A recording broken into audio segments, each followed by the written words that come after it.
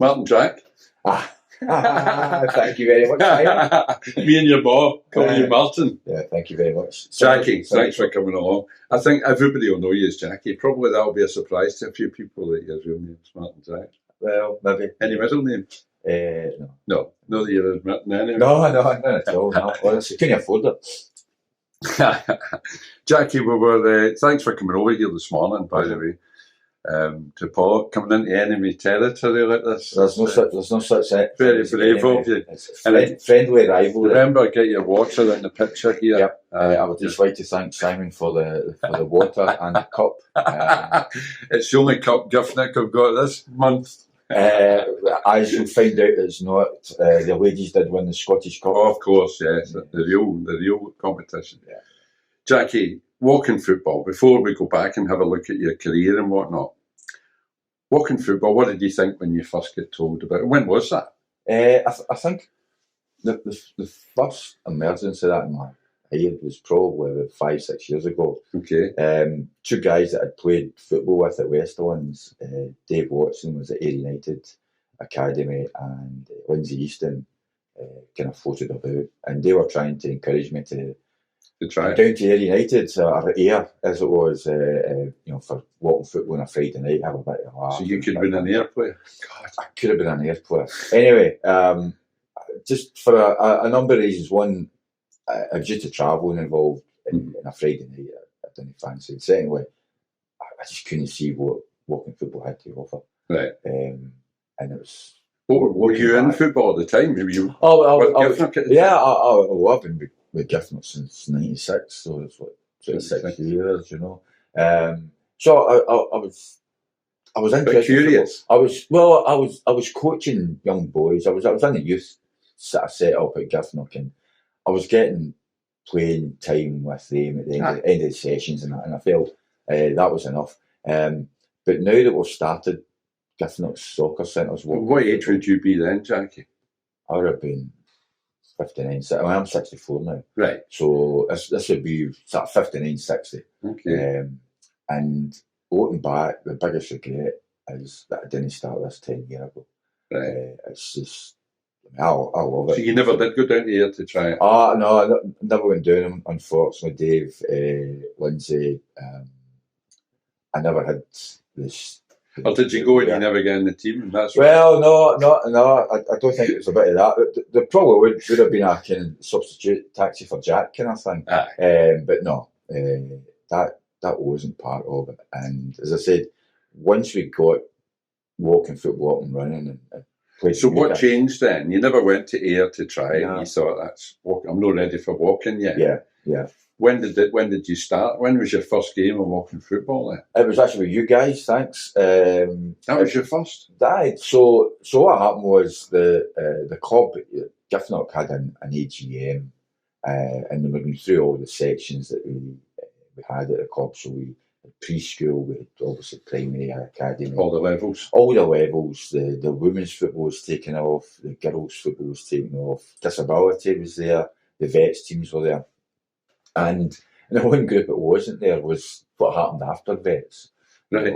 So we had a 35s and a 40s team. And walking football had come back into my consciousness for some daft reason.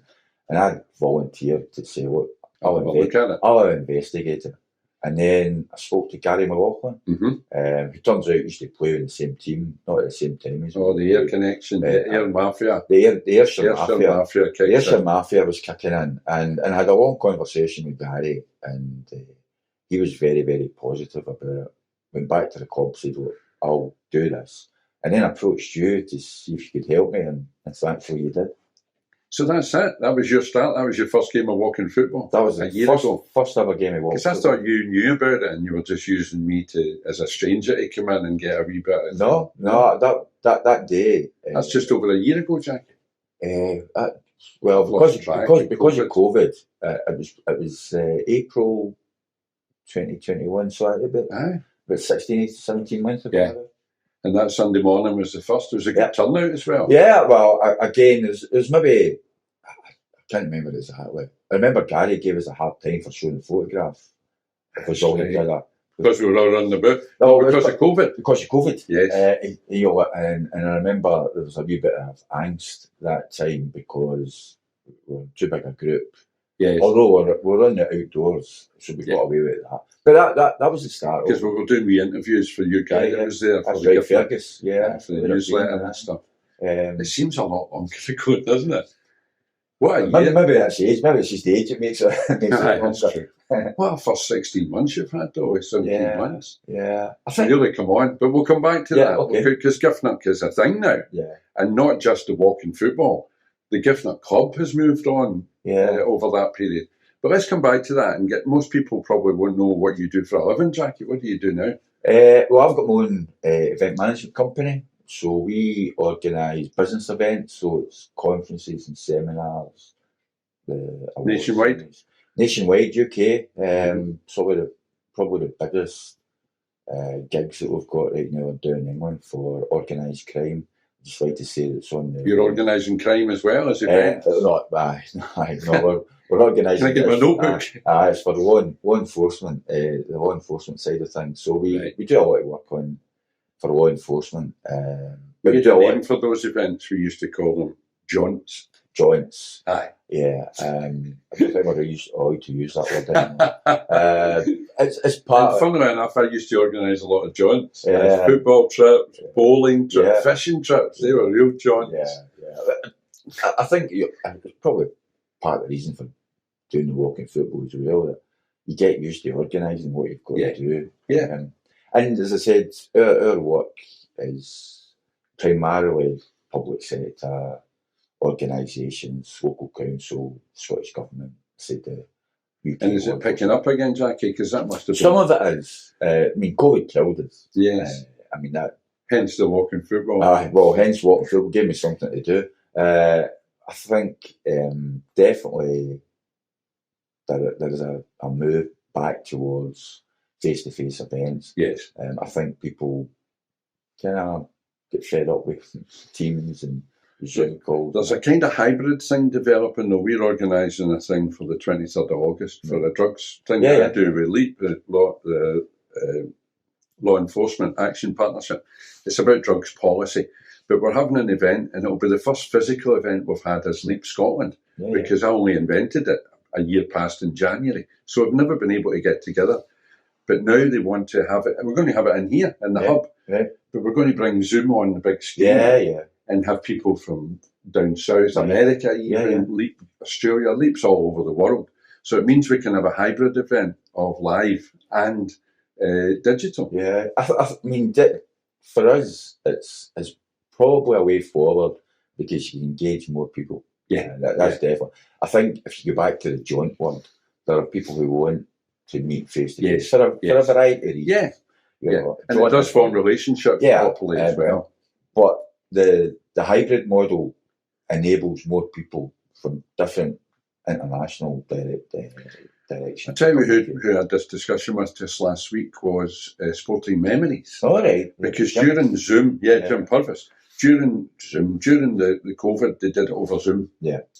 And just to keep the thing together and give people somewhere to log on. But now we're back to physical meetings. There's some people that were on there from far afield, Woburn or Fort William or whatever, who can't get to a physical meeting every week. But we can now include them. That's right. Because of the things we've learned to do during COVID. I mean, I think the only silver lining, it's the only one for COVID, is it broke the taboo, if you like, about technology. Yeah. I'm not going to use that. I'm scared of it, or it never works for me. And I think from a social point of view, from a business point of view, I think that stopped. Yes. And you're not going to get that argument. So people are more familiar with it. And then there's an expectation that organisers like ourselves are going to offer the capability to actually be in their office or be in their home, especially homework. Yes. And it's made the world a lot smaller. What's your company called, Jackie? Think Different Events. Think Different Events. Brilliant. And is it picking up again now? I think so. Yeah, well, I hope so. I think I've got to say that. I mean, I do hope so. There's more inquiries in the last couple of months than there was certainly for the 2 years before. Wait a minute, though. You're 64. You must be winding down now. No chance of winding down. No? Nah. Keep you busy? Nah. Keep me active. And you've got a new wife to keep it happy as well. Well, I've got a new wife, yeah. You couldn't be indoors. No, I can't be indoors for that. Is it Although, Corona? having said Corona? yeah, Yes. having said that, she's just retired, so she's taking a gap year, as we are calling it, and she's touring the world, going to places that she's never been to before. So Brilliant. and I get to things like the hub here. What are you trying to say? I'm not trying to say anything. I'm happy for that. And she's happy for she is. Well, that's a perfect marriage. I hope so. Separate like that. Absence makes the heart. Yeah, well, I hope that when did you get married? Just a few months, wasn't it? Well, April? No, it was supposed to be. You've forgotten already? No. It was the 7th of May. Sorry, Bruna. Well done. It was the 7th of May. But what happened was it was supposed to be the 2nd of April. We did try for the 1st for April Fool's Day with that. Right. It was supposed to be the 2nd of April. And there was only 10 folk coming. Bruna's 3 daughters and their boyfriends, my son and my sister, and me and Bruna. And all the arrangements were made for the 2nd of April. And then Jackie got COVID 4 days before it. And we had to cancel it. And then move it forward a month. So we had that. It was a good day. I enjoyed it. Where was it?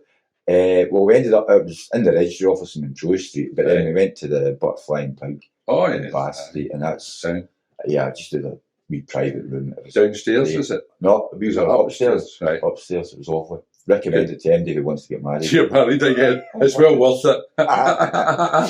maybe not the remarriage, but is that your second? That's my second. I did it twice as well. Second time's always better. Sorry, Janice. We'll leave it there. I think move on. But congratulations anyway. Honeymoon, stay in Scotland. Yeah, we did a bit of the North Coast 500. Right. Beautiful. Didn't get the weather, unfortunately. And there's a few wee things that we kind of learned. We're going to go back and do it again. Right. Do it a wee bit slower paced. I always feel that Scotland lacks in customer service compared with other countries, Jackie. It's a bit hard to define up there because a lot of the staff are gone because of Brexit, because of COVID, and a lot of the places that we went to were really struggling for staff. And I think in terms of customer service, maybe that's why the international dimension that we had. And they were actually great workers. Yes, yes. No matter what you think about the politics of it. We were in a Premier, and this is a wee while ago now, but just after COVID, after the first or second lockdown, we were in a Premier Inn somewhere up north, and Fiona ordered a shandy, lager shandy. I had a pint, she had a shandy. And the girl came back and gave her it, and it looked like a shandy. She took it, and it was disgusting. It was soda water that was in it. And I said to the girl, Fiona would never complain about anything. I said to the girl, listen, that's not shandy. I don't know what's in it. And she said, well, it's soda water. We didn't have any lemonade. And it was obvious that the lassie had never worked in that environment before. Like you're saying, they're trying to get staff in and get them trained and get them... We were in Liverpool, and there was a fish and chip shop that was shut, right? Not an unreasonable hour for a fish and chip. That's the other thing, I'm sure it's 3 o'clock. What they had was a sign up saying staff urgently wanted, no experience required. Just so they could open the shop. Yeah, just to get open. Because they're struggling.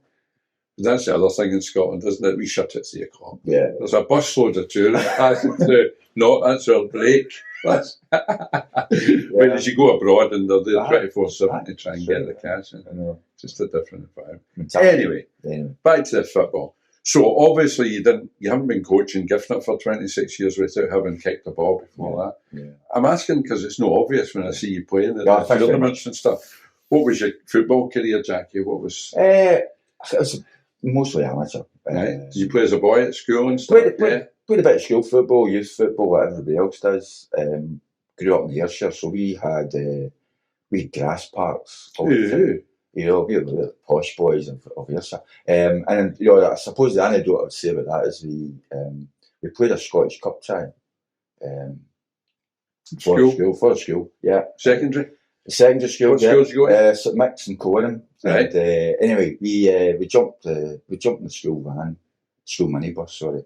And we travelled up to Glasgow, a school in Maryhill. I don't think it's there anymore, but a school in Maryhill anyway, just off Garspeed Road. Just off Garspeed Road. Anyway, The school teacher who was driving the minibus finds the school and goes in, and parks the van, minibus, and we all trundles out, and this wee Johnny, Glasgow Johnny, pops out.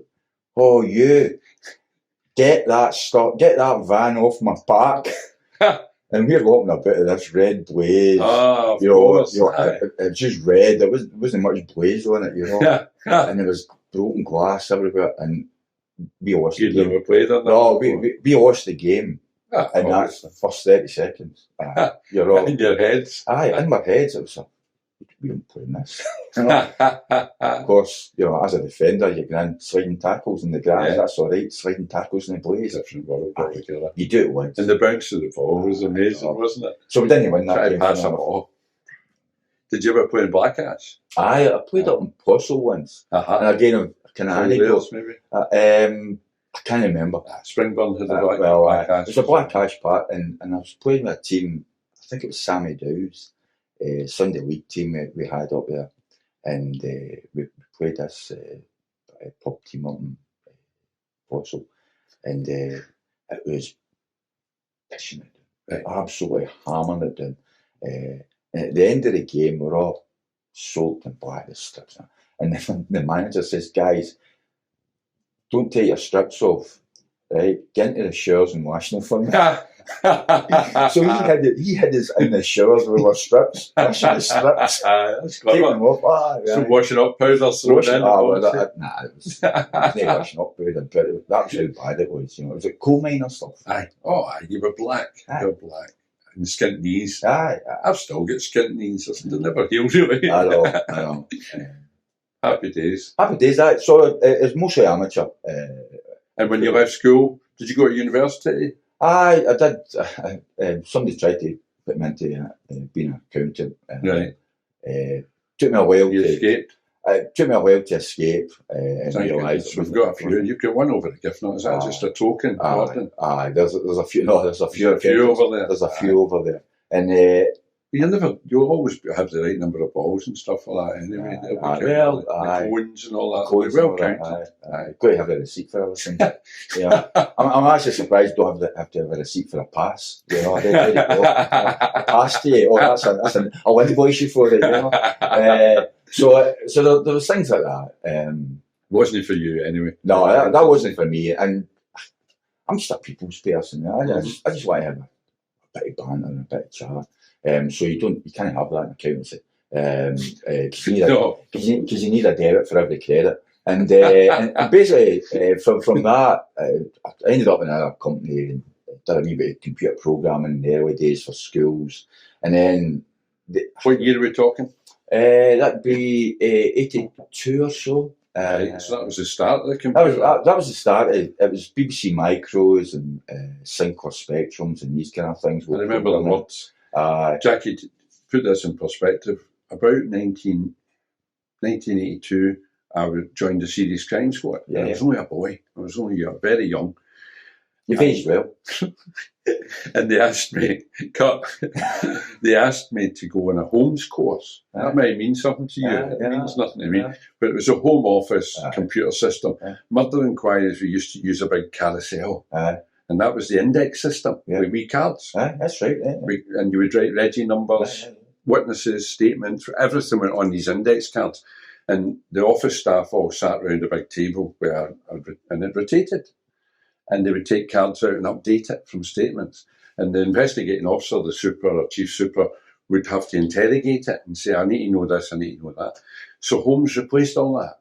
The computer replaced that whole carousel, and they were looking for young detectives like me to learn how to do it.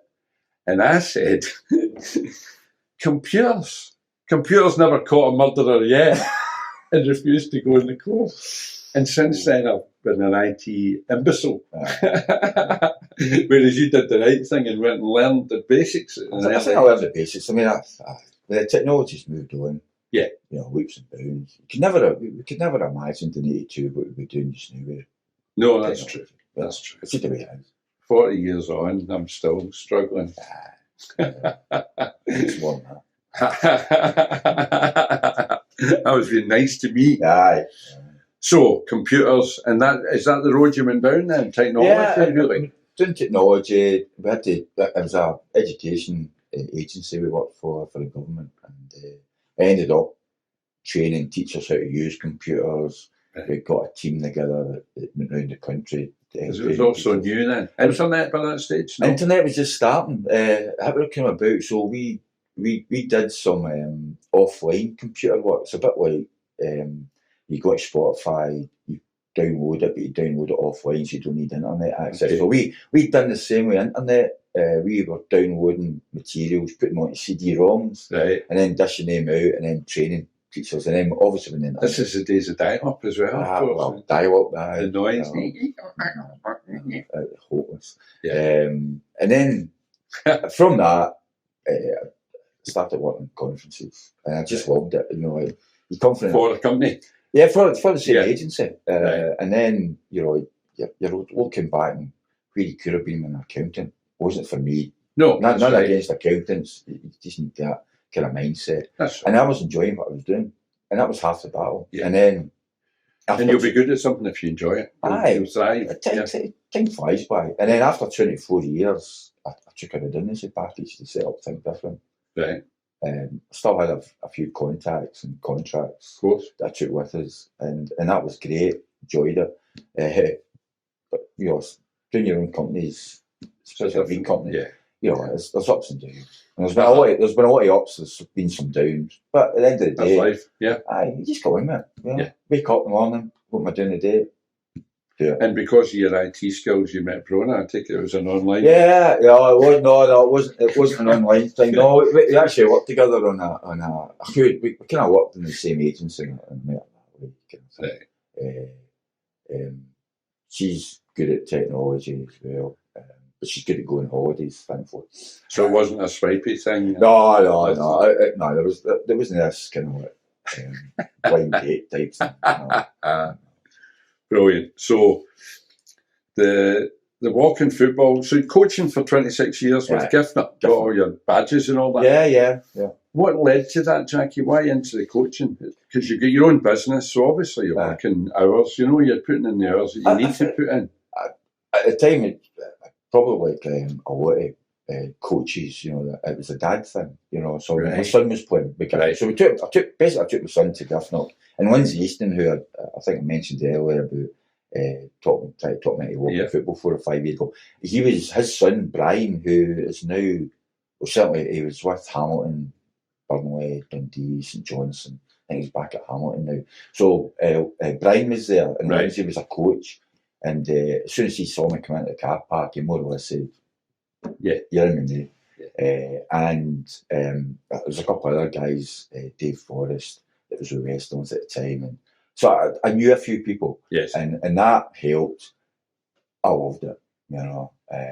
Again, it's a people thing, isn't it? And then when I stopped playing, so I played amateur till I was about 42, and then I broke my leg. Who were you playing for? I was playing with Westlands at the time, and I broke my leg. I was off work for 3 months, kind of thing. I thought, imagine. It's that shin went, you know. So it was just one of these things. And by that time, so was Henrik? No, I wasn't. No, he was a player. No, but the injury. Oh, the same injury. Aye. But these things happen. Yeah. And as I said, I was coaching. I kind of gave up the competitive side of things. Henrik was better. Henrik was better. You know, there's no doubt about it. Just. No, there's no just about it. Anyway, I'm trying to put Henrik you're talking about. Anyway, and from that, I think it was just a case of do the coaching, follow my son through sort of 4 sides, 7 sides, 11 sides, and then when he finished, there's a couple of other coaches of our team. The team we had in the 1990s, as we were called, had folded. The 91s, John McDonough asked me to help him for the 91s, and then we sort of folded, and then other. But this time there's lots of friendship. There's lots of friendships. I knew a lot of people. So I ended up helping a couple other teams. But I was helping. Yeah, I was quite happy just to put up the cones and the crossbars and just be there. Just do a wee bit of coaching. Got me out it a couple of nights a week. Yeah, got me out at the weekend. as I said, so the last couple of years, a lot of football's taken over. Did you ever think of refereeing, Jackie? No, I was the guy who had a red and yellow phobia with referees. So I was never a referee. It's a bit like the teaching thing. You're not really teaching material, Mr. Jack. Well, I'm not referee material. I want to run into the referees. I know, but it's a different ball game. It's a different ball game. Run into referees because there's some real bonkers out there. I thought it was. I never thought anybody knowing you now would think you've got the mentality for refereeing because you're quite chilled, you know. You're quite well, nice that you say that, but I prefer to be. You know better. No, it's not that. I think I've calmed down a lot over the last few years. Yes, because you kind of know that the referees are doing a good job.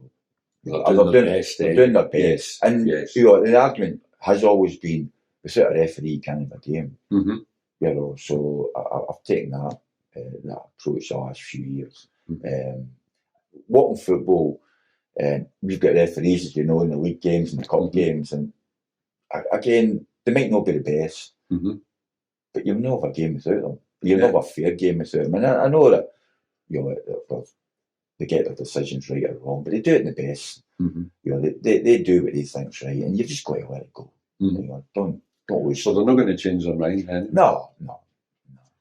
You try your best, but no. Mm-hmm. But how do we help them? Well, a good question. I think the best way to help them is for the players to understand what the rules are. I read a thing at the weekend. Port Talbot have just run a referees course down there, down in Wales, and I think that's what we need. I think what you're saying is absolutely right, Jackie. But I think what most of the players are looking for is a consistency. Yeah. To at least know the rules. Yeah, I think quite often they don't seem to know. Yeah, I think the Scottish Cup last weekend. You know, so I played in over 60s, and I think we played 5 or 6 group games. Yes. Right, and in the first 4 we got the same referee, and we knew how to play him. Yes. I don't mean that he was a good referee. No, but you know what. But we knew what he was looking for. Right, yeah. And then in the last 2 games we got a totally different guy, and we ended up getting 2 penalties against us. Right. Because he was playing to a certain, and what happened then was that with running? I think it was. I think it was that, and it might have been a foul or something like that. In the final third. Yeah, and I think what happened was because of that rule, and it was a mark change. Our guys get frustrated.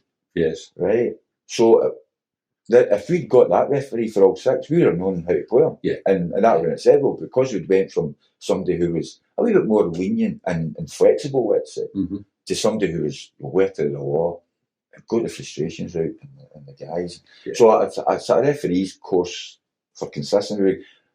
I'm actually looking for it. So if anybody out there in the association's interested, when I did my badges, as they're called, there was courses to go on for early touches. Yeah.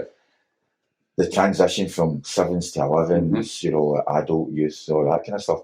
It'd be good to get a walking football one. As a coach. Yes, a module. Well, even a day's course. And I know that a lot of the people who come aren't interested in competitive football. So we had 50 people at our session yesterday, a mix of ladies only and the guys, high intensity and low intensity. The high intensity guys want to play competitive football. They just want to go on with it. They want to go on with it, right? But to try and encourage the low intensity guys to play is harder.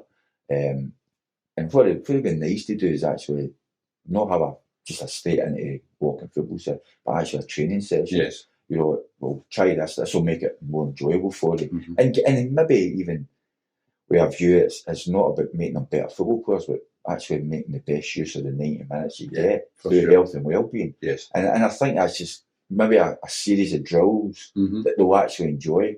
Yeah. A series of practices. We do it with low intensity. And the feedback from it is amazing. Because what we tend to forget that we get dragged away into the competitive side of the game, which is only 30% maybe of the people that play walking football. When I do the low intensity and I do some drills with them, and we're talking very basic drills, they'll love it. Yeah. Because they've never been involved in coaching. Aye. They've never been coached. Aye. Do you know what I mean? Aye. The guys who go away and play, want to play football and play Aye. competitively, generally they've got a background Aye. in football where they've been training with teams and stuff. The people I'm talking about, if you do a wee shooting exercise with them, it's brilliant. If you do penalties with them, Aye. it's brilliant because they've maybe never taken a penalty in their life.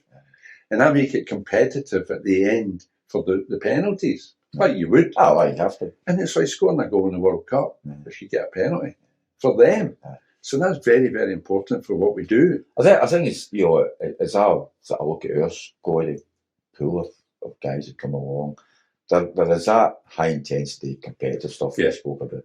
There's probably another It looks after itself. Aye, there's another bunch of guys who did play competitive football and just want it.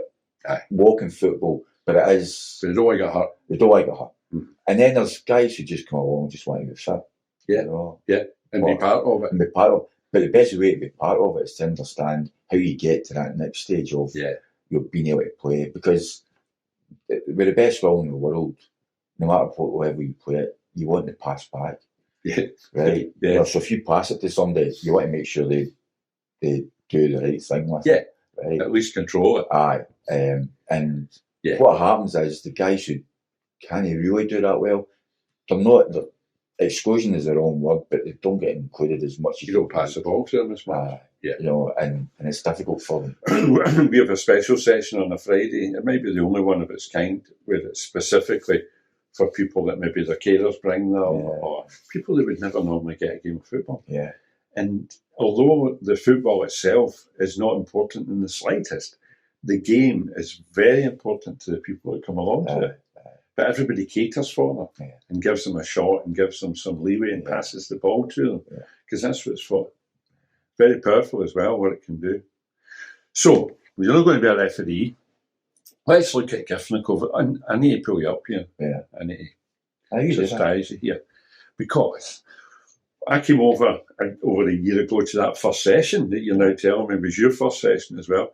I was there for 2 or 3 weeks just so that everybody knew the essence of. And I remember saying to your boys, see if you need a referee at walking football, it's no walking football. You remember that? That was to get me off the hook because I knew I wasn't coming the next week. But it's the truth at that level that we're talking about away from the competitive side. So Matt Ramsey, just before lockdown, Jackie, just about March 20, whenever it was, had put up a trophy. I know where this is going now. The friendly trophy. And we went over to Drumchapel to the Donald Dewar Centre and played Collins' team. And it was all the people we're talking about just now that went over and played in it.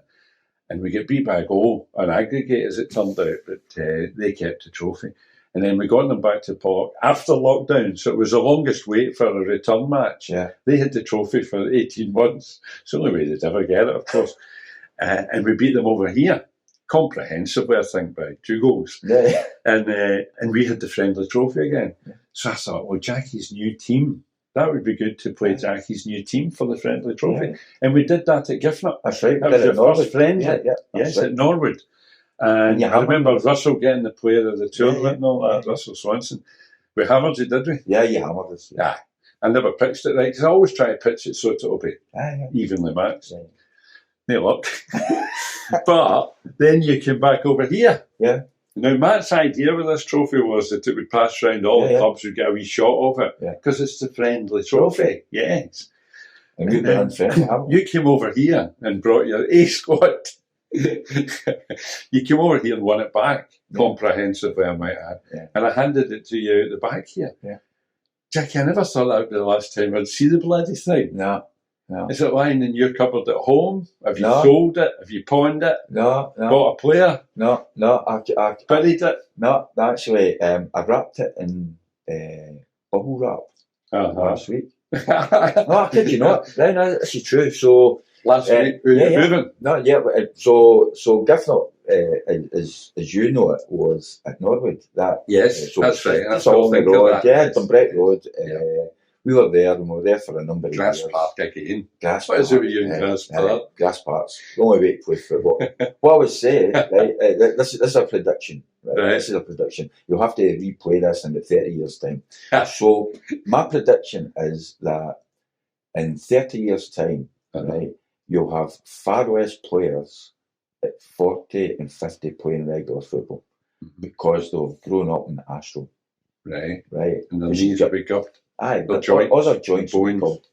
Right. In a way that we weren't. Anyway, so that's my prediction. Anyway, so Andy, dig up that park. No, I don't dig it up, Andy. It's fine for now. But anyway, what I would say is that we, as a club, we were kind of hemmed in. We've got 1,300 members or so. Right across all the from preschool all the way up through the amateurs, the vets, and now walking football. 1,300 people. We've got Eastwood Park. We share that with St Ninian School. That's Astro, and that's where we play our Sunday sessions just now at walking football. And there's an academy and that run there. All the training sessions are there during the week. And Norwood was our grass park. But this week we've moved to Old House, which is Hutchison School. They're old. They'll be up towards Thornley Bank. Just off Thornley Bank Road. Which is a truly fantastic facility. Some area.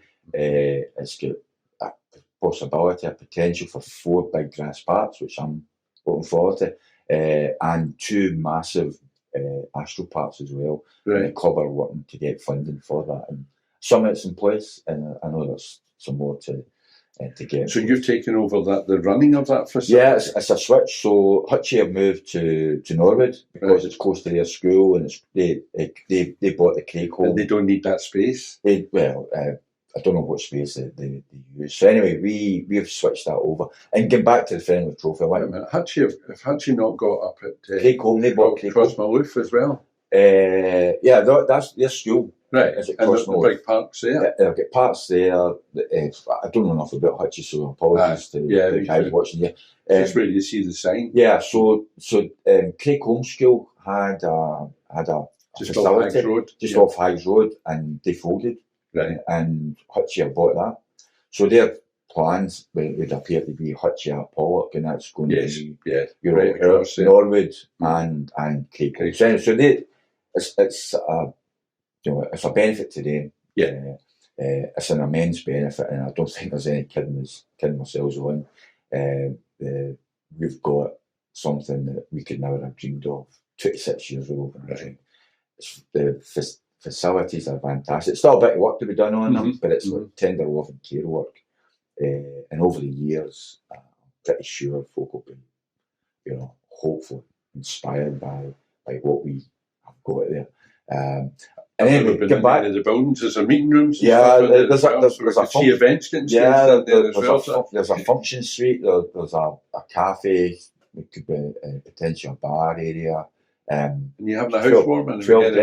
You'll get it, and I'll keep coming back to this. Sounds like a tournament coming up. Yeah, it sounds like a festival. Yeah. So anyway, getting back to your question, so we had. I thought you'd forgotten about the trophy again. No, we had the Friendly Trophy. It was in our trophy cabinet, and apologies for not playing you again.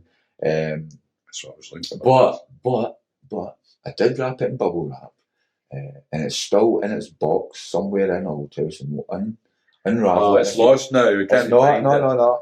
We'll put it back in the trophy cabinet for temporary storage until we play in a few weeks' time. That's a few weeks' time. A few weeks' time. Give me plenty. You're going to phone me up the night before. No. I'll give you plenty of notice. And how are we going to pitch it? Because we play 50s and 60s all the time. Our teams play each other all the time. Yeah, I think we'd have to work it out that's beneficial for everybody. I mean, we've got a big ladies section now. Yes. We've got a non-competitive section, which I'm trying to encourage more guys to get involved in playing other teams.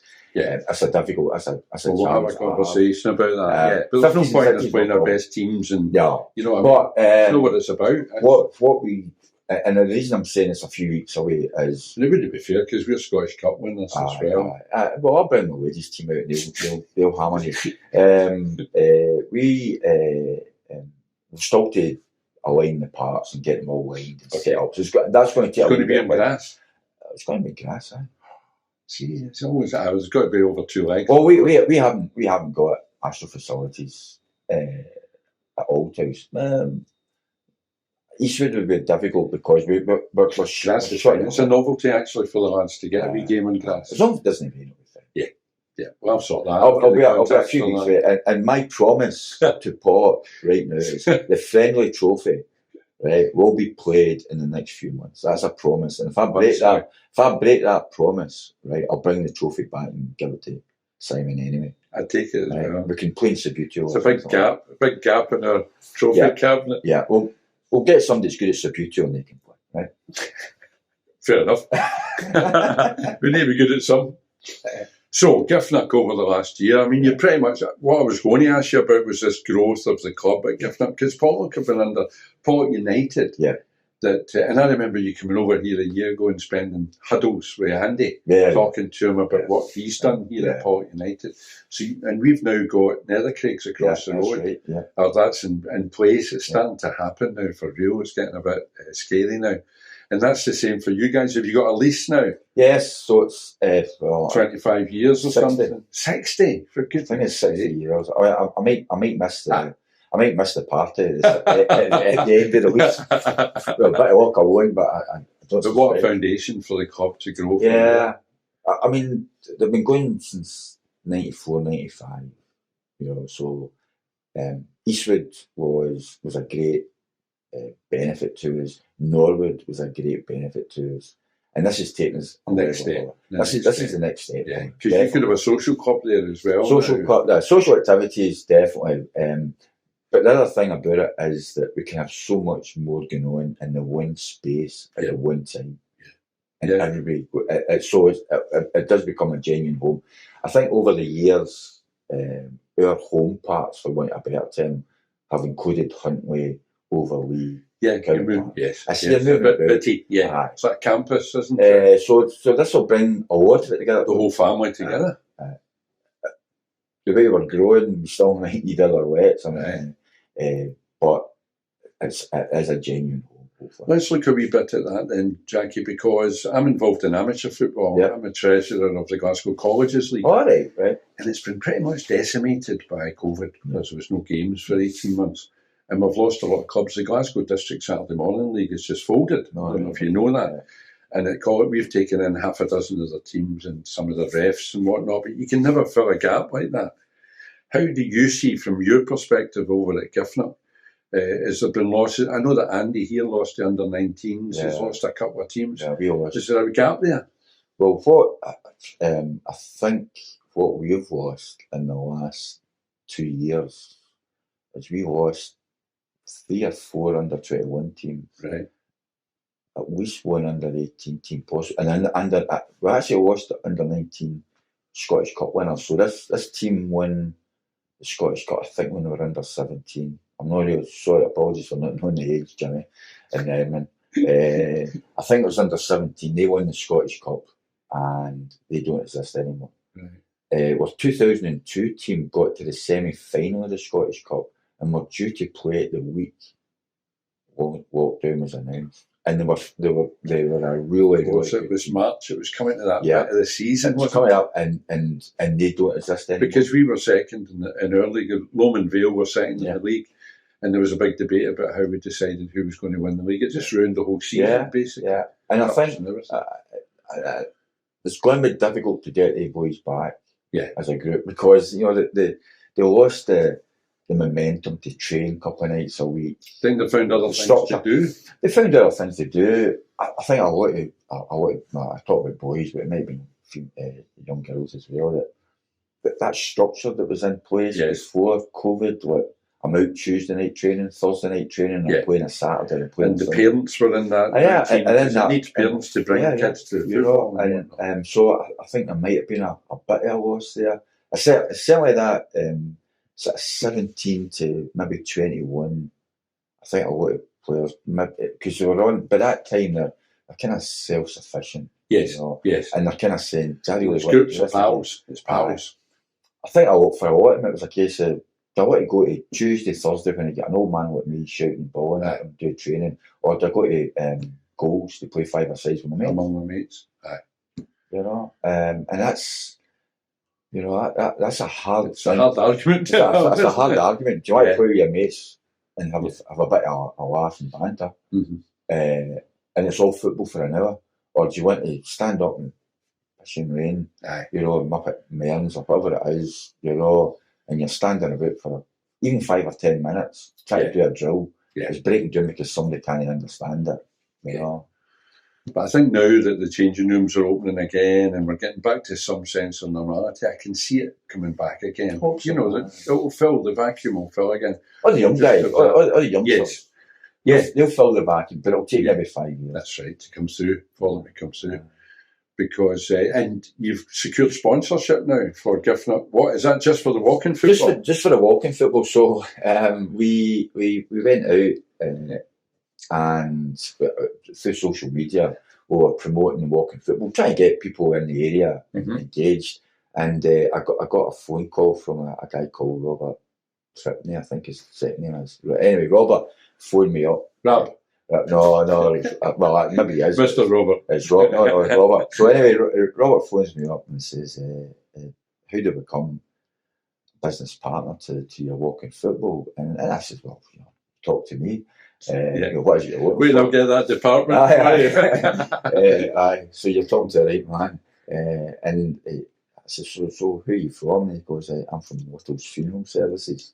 Right. So no, we can get back humour a wee bit, but I think we've got to. Some people say cradle to grave. That's what the Glasgow Sports say. Yeah. We say nappy to nappy, but you've come up with a new one. Yeah, well, we're now box to box. So we've got Nicola Sturgeon to thank for the baby box, and then at the other end.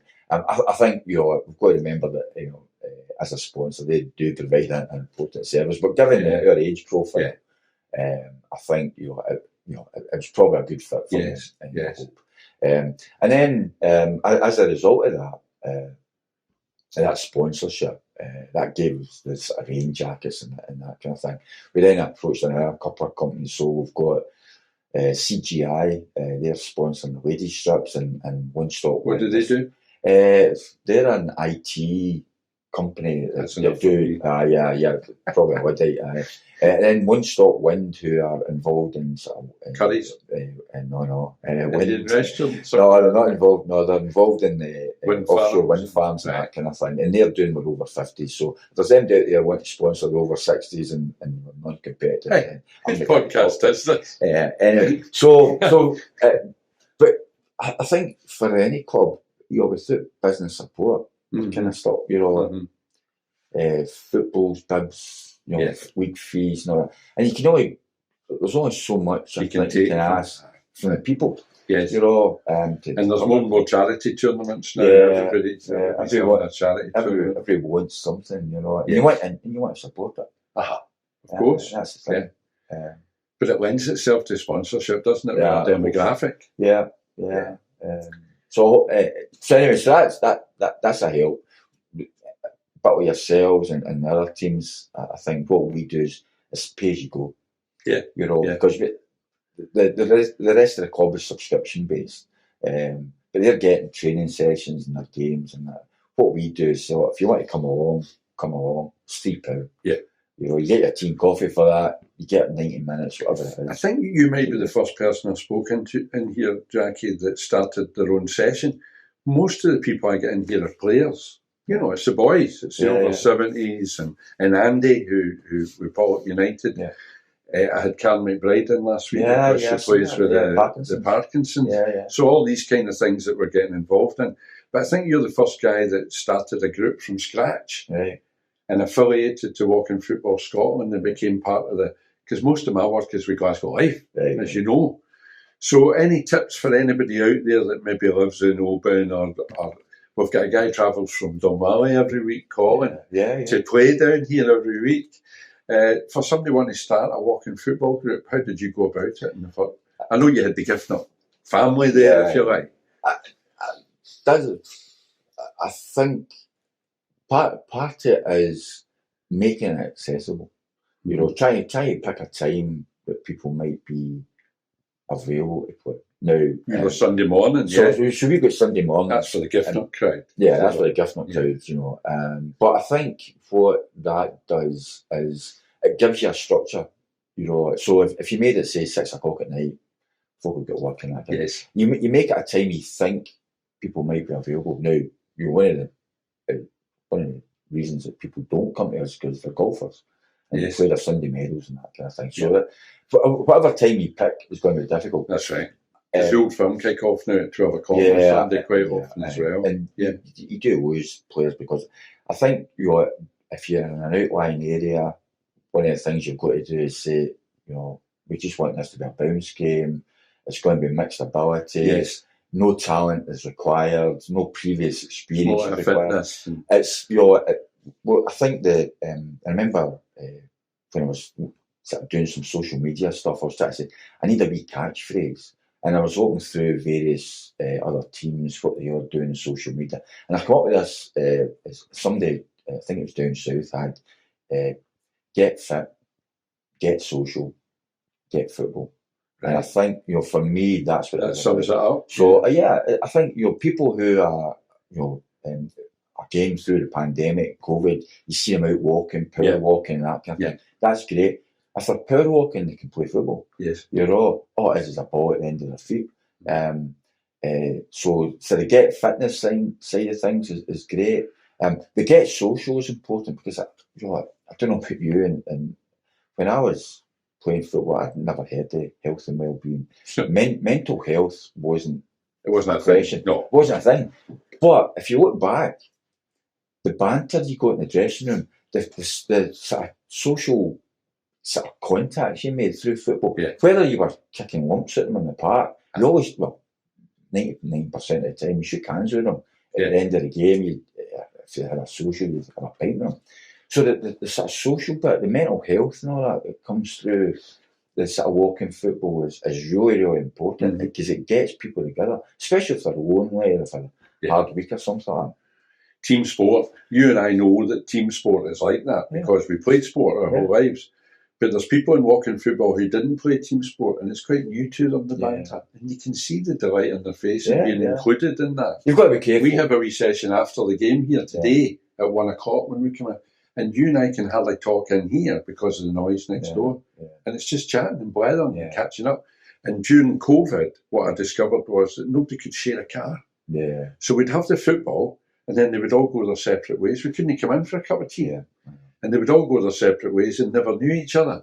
That's why I started this. Davy Denham and I did this as a laugh for 15 minutes. And folks said, I never knew Davy came from the Gorbals. And he's a Clyde supporter and he's this. Folk are interested in each other's stories. And that's what the banter is. We provide the platform for that. I think as you said, you know, we grew up in dressing rooms. And training rooms and training nights. And you met, there's a lot of people that you played with who normally you probably wouldn't associate with. But because of the football, you had that connection. And then the opposition, again, maybe 9 times out of 10, you'd avoid them or you'd never know them. But there was guys that I didn't like at school, you know. But you're on the park with them and it turns out they're a good player. And there's a wee rapport there. You maybe never get to like each other, but you understood each other. And then even the opposition, if you're playing them 2 or 3 times in the season, over a course of maybe 5 or 6 years, as you get amateur, you get to know these guys. You know, you get your kick in first because you know he's going to kick you. You know, before. So Giffnock's never changed. That's maybe your coaching. Well, probably is. Get your revenge in first. It's some sport we've got our hands on, isn't it? And I take it when you started a year ago then, Jackie, when I came over a year ago to talk to you about getting your group going, you never knew all this. You never knew all the offshoots that were going to come from it and all the social side and the friendships that are formed and the tournaments. People are now travelling abroad. Scotland team of sorts, an unofficial Scotland team went to Munich a few weeks ago and won the unofficial World Cup. So it's starting to become a global, and through guys like you with the IT, I can now chat to a guy in Morocco who's invited us over for a game. And we're going to see interviews on here from people all over the world that are getting involved in walking football. I think I know that, you know, certainly there's some of our group would be up for that kind of thing. It's not for everybody. No, that's right. But it's an opportunity. I never, you know, when I played with Westerlands, we used to go Easter tours, you know, and they were just mental. you know. And Go back to the joint again. I came back to that. Some of the These are still censored, by the way. Especially when you get a new wife. So what goes into her stays into her. And we went all over the world. We went to Rossi, right. Isla, the police teams, different teams that you put together just for the joint. I know. Newcastle. Well, I've been in them. So I think, you know, that side of things a year ago, it was like wish list. Yes. It'd be great if we could get. I know it's just get a wee team together. And I think, you know, where I'm just now with Giffnock. So about 3 months ago, I got a contact from East Renfrewshire Council because we've, you know, over the border. It was a referral. It was a guy, I'm sure the family don't mind me saying, Stephen Jacobs. Mm-hmm. He was referred to. Stephen is, I think he's 72 years old, right. And he's had a stroke. Right. He's recovering from it. Right. And it was basically, he was being referred because he was mobile, mm-hmm. And he was interested in football, and could we take him to the walking football sessions? So Stevens came along, and he's probably came maybe the last 8 weeks or so. Right. What a difference. Yeah. And this is from his family. Right. They're telling you that. They're telling us that, right? That mentally, exactly. Yeah. Physically, the whole bit. I can only speak. Well, that's the family would have to speak about that side of things. I just, you know, we've had a pair. But what's happening with Stephen is we don't have enough Stephens to have a session. Of course. And you know, if I had a wish, it'd be to have that, right? To have more Stephens that we could have a private session that they don't enjoy. But anyway, what we do with Stephen is, like I say, yesterday we played an 8-a-side game. Low intensity, but there's a couple of people who are a wee bit physically better in football. But it's like a self-exclusion zone over around Stephen. Yeah. So what happens is we do pass them. Yes. And give them time on the ball. Yeah. To pass That's what happens on a Friday morning. And it's just at Bella Houston, 11 till 12. Yeah. And I've made it the session, it comes right down. And anybody that wants to play in it comes down to that level to help the people that don't normally get a game of football. Well, I'll maybe get Stephen to come along. Ideal. I've got a lad coming along today that I've not met yet because I've got contact with CPNs. Yeah. Jerry used to come and play, and he brought a few clients along who are still with us. And now he's moved on, but there's 21 CPNs in Glasgow, and I'm speaking to one about doing a Zoom call with them all. Yeah. So they can refer people that they think are appropriate to us, like if it's stroke victims or whatever it might be, whether it's a mental or physical health, Jackie. And maybe you put a wee seed in my head there that probably all the clubs around Glasgow have got people like Stephen. And we maybe could organise something for them. It's what the festival's for as well, like Glasgow put on. Absolutely great. I mean, I went to Ricky and Drew's session at Parkinson's. Mm-hmm. Just in my mindset, I thought it might actually suit Stephen. Right. But it's not. It's too high intensity. You know, high intensity for Stephen. So I said Karen and a couple other folk that I knew there. You know, it probably wouldn't help him. But there's Did you go to the dementia session? I've seen that. I think I'd have to go back to that. I think what walking football has done for us is it gives everybody, no matter what their ability or their capability is, an opportunity to go out there and get back to play football. So we've got the high intensity 50, you know, the guys who the top ex-seniors, ex-juniors, all these kind of players, right, who, you know, we play them, you know, it's guys at Pollock's, at Ants, Townheads. And it's very competitive. It's very, very competitive. And that's great. That's what I want. You know, it's a bit I like. Right? But it's all the other people that we can include, right? If we can just get enough folk to make it valid. There's a word there. There is. It's mad. I think it's a matter of pooling our resources, Jackie, rather than individual clubs like Giffnock trying to do that on their own. Yeah. And Paul, and that's what I'm going to speak to you about, because I came over to help you get the walking football going. We've now got the start of a ladies group here. Yep. they've been training over the last few months. There was a thing, FanFit course that was put on, and Andy and George put it on here. And they wanted to do that first to get a wee level of fitness. And football's included in that. They play they do some drills and stuff. But I think now we've maybe got 4 or 5 girls who are nearly ready, or they are ready to start a game and play a game, which they've not done yet. So the first thing is, I want to pick your brains about how to put that together, because you've got a very successful Scottish Cup winners ladies team over at Giffnock. Thank you. And one of them's wee Alex's daughter. That's right. And Alex plays here. Yeah. So you've managed to get some Pollock girls into your team. You're way ahead of me here. Sorry, Diane. I need to sign them up. Is to help us put that in place. Sarah Friel it is that's putting it together. She's one of our directors. Yeah. And then the next thing on from that is to get a wee friendly between Giffnock and our ladies, and maybe mix them to give them a wee experience of that. Who runs your ladies team? It's a good question. It's between myself and Maggie. Maggie Hannah. Right. So between the two of you, I'll speak to you about getting maybe come over one Sunday. Yeah. Because they play here on a Sunday. Yeah. I mean, what's happened with our ladies section is that it started off. You're looking for a wife? No, I had that in place. Thanks. And what happened there is that, we started off just have a wee bounce activities, just some the social aerobic exercise. And then we got a couple of competitive people in, and then they brought their pals in, and then somebody got a ball out. And then all of a sudden we've got, so what we have, and what was shown up, I think, at the weekend there, because we won the Scotland. I didn't win. They won because they won the Scottish. You're in the pictures. Yeah. You made sure you get in the photos. Yeah. Well, no, I was encouraged to take part. Anyway, what happened was that it's attracted 4 or 5 other people. Yeah. Because they knew. So it's all.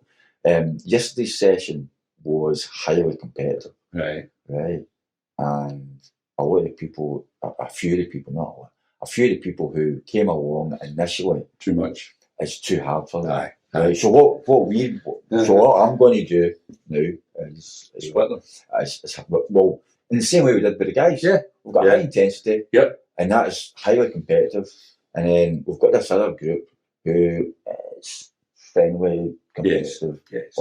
So starting next Sunday, so if this goes out, we're going to start a session where we'll have 2 groups of ladies, the really competitive ones, which are more or less for the weekend cup sort of festival type things. Yes. And then the ladies should just go on to a bit of exercise. But something different. And the banter again. And a bit of the band. Well, they can all join the band, and I think Brona is, what she is sort of suggesting is we all do the warm up together. Yeah. So it's all part of the one group. Brona play? She's there. Yeah. And then they split into their groups. And then they can have their teas and coffees and their banter at the end, as they do. Yeah. So it's still one group, but in the same way we've done with the guys are the old timers, as we call ourselves. We're not part of the one group. It's just we do it for the best of both groups. Yeah. So everybody gets the best of it. And basically, I think because of last week's success, we've suddenly found that the competitive aspect is actually overtaking what we started. So I've got to withdraw that a wee bit. So maybe, don't know what for your ladies that are that highly competitive side, but it'd be great to have them there, because then that would give us a big group that we can work at non-intensity. Yeah. And it's something successful for both groups. Yep, sounds like a plan. Okay, plan. To get them kick-started, because that's what it needs. And as you say, it breeds itself. Yeah. Once the session's on, that's the time, that's the day, then it can only go one way after. And we're quite close. We're relatively close to each other. Yeah. But what we're not going to do is we're not going to buy a friendly trophy this time. Well, we'll buy a friendly trophy. Right, and we'll keep it for 2 years. Yep. Okay. Well, we can make it like the World Cup and the European Champions. Every 4 years. It's working out that way. Well, it's a bubble wrap. Right. Okay. Well, at least we're keeping it safe. I hope so. We'll get your word for that. The removal men might have pinched it. No. At least I mean, the price of gold's risen in the last 2 years. Is it not? I hope so. We'll give you something more valuable. That's why I thought you might have pawned it. Jackie, it's been brilliant. We could go on all day. because there's so much. At the start, we thought, this is it, this is what we've got, it's walking football, and this is it. What we're discovering is that the tentacles and the possibilities for this are never ending, aren't they? It just goes on and on and on, because it is what it is, it's football. Yeah. I mean, as I said at near the outset, I mean, I wish I'd done this 10 years ago. Yeah. You know, when I was sat in my 50s, starting at the end and then building it up. I just hope that I'm still around in my 70s to get the best of what it is, because I think through Gary and these teams will still be playing each other as well, because they'll move forward. And I just hope that by that time you've maybe had the opportunity to win the friendly trophy again, because our ambition. And see, can I just ask, just for clarity here, if we win it 3 times in a row, do we get to keep it? No. Hey, it was a pleasure. Brilliant. Thank you. Thank you. Cheers. Very good. Get to keep it. Fuck him.